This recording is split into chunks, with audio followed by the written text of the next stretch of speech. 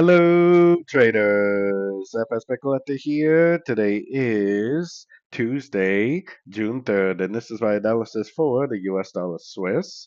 If you haven't done so yet, definitely do check out my free Discord group, which is linked down here in the corner at the end of the video, and make sure to take a look at my website, fxpipcollector.com. Watch the video on my home screen to learn more.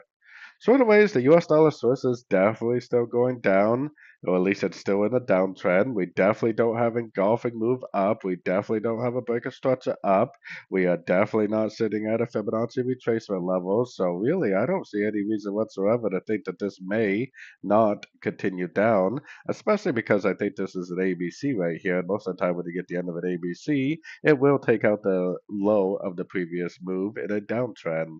So definitely still looking for shorts in a downtrend. Taking it down to the 1 hour time frame is where I got my Fibonacci retracement.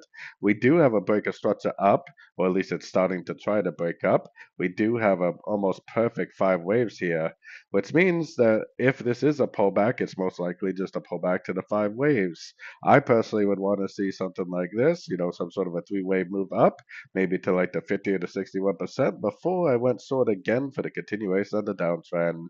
For me, as more of a swing trader, I'm definitely waiting patiently to go short because I do not trade the shorter time frames. If you do trade the shorter time frames, you could justify looking for longs.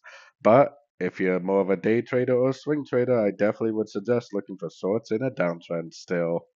So anyways, don't forget to like and subscribe. And as always, thank you for watching and happy trading.